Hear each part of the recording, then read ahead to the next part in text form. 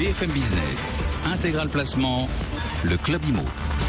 Et oui, on reçoit chaque semaine l'homme, le seul homme qui fait parler la pierre. Olivier Marin. Bonjour Olivier. Bonjour. Le rédacteur en chef du club Imo Explore Imo, Le Figaro. Chaque semaine, vous nous emmenez visiter le marché immobilier.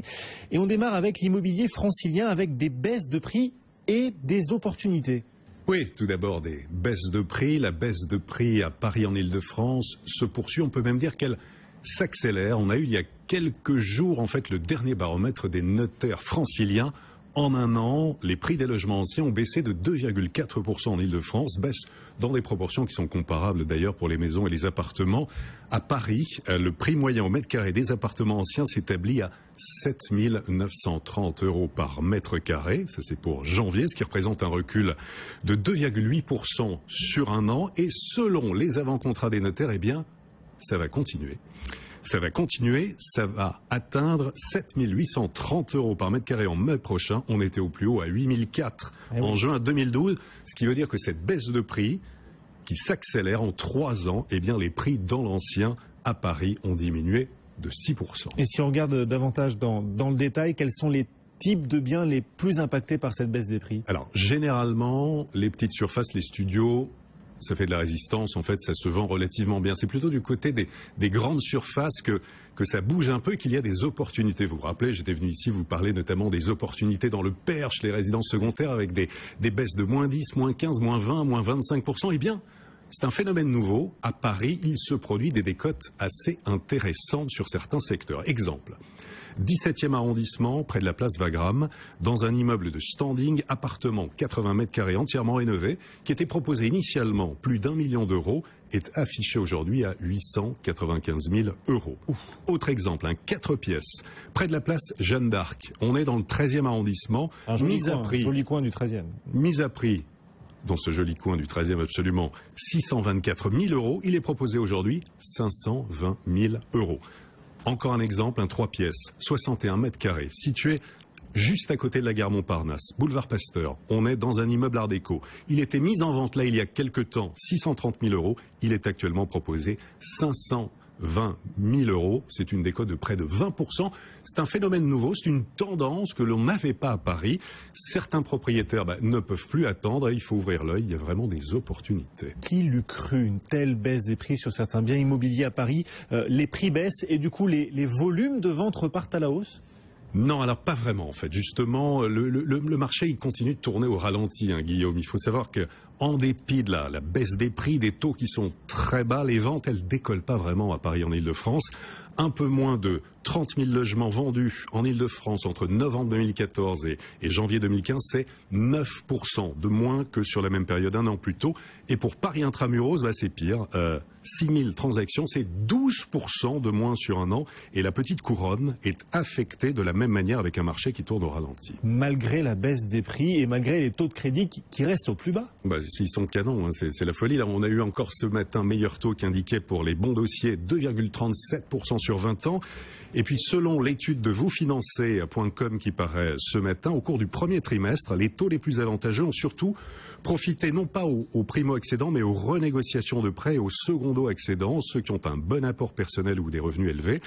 Si les taux sont actuellement historiquement bas, emprunter à moins de 2% sur 20 ans, ça profite surtout aux très bons profils, à ceux qui sont convoités par les banques, et le baromètre donne parmi les meilleures renégociations de crédit immobilier un taux à 1,79% sur 20 ans, obtenu à Grenoble et à Lyon. Vousfinancer.com, c'est l'étude de ce matin. Wow.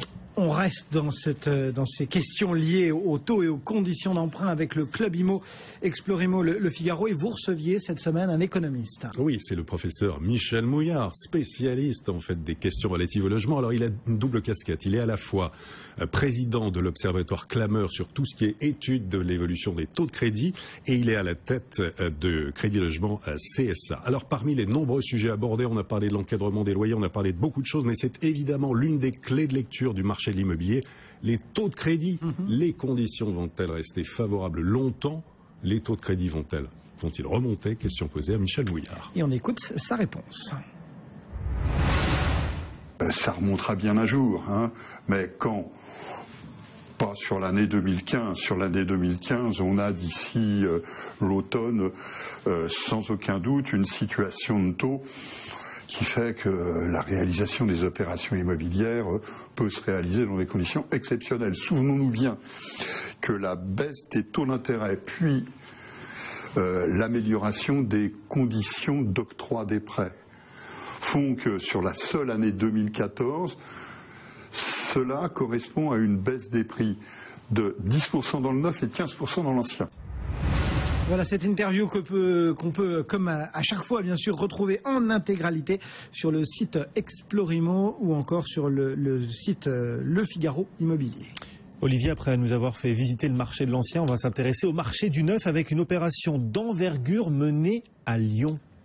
Absolument, avec un grand retour, le retour de Jean Nouvel, l'architecte, le célèbre architecte, après avoir, il y a 20 ans, signé l'Opéra de Lyon. Eh bien, Jean Nouvel est de retour dans la capitale des Gaules, avec un projet de tour résidentielle à la Confluence. C'est un immeuble avec beaucoup de végétal, je crois qu'on voit les images, baptisé Icône, réalisé en copromotion avec Vinci Immobilier et Cardinal, 80 appartements, dont 53 en accession privée, pour des prix qui vont de 4 400 à 8 500 euros par mètre carré.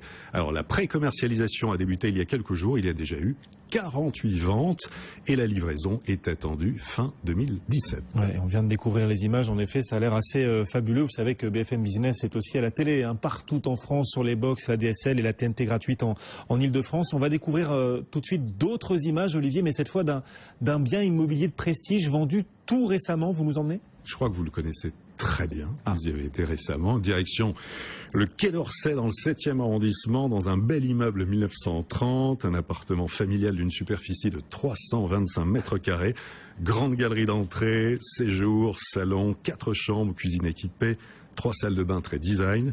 Un bien vendu récemment par Émile Garcin Rive Gauche, 3 700 000 euros. Et l'acquéreur est je dirais un japonais. Un chinois. Eh bien, c'est un russe. Les Russes sont de retour. Les Russes sont dans la place de nouveau. Les Russes sont de retour. Bon. Olivier Marin. De retour tous les jeudis, Olivier, c'est ça ? Absolument. On en est ravis. On se retrouve jeudi prochain alors pour visiter à nouveau avec vous ce monde merveilleux de la pierre. Olivier Marin, le rédacteur en chef du club IMO Explorimo Le Figaro.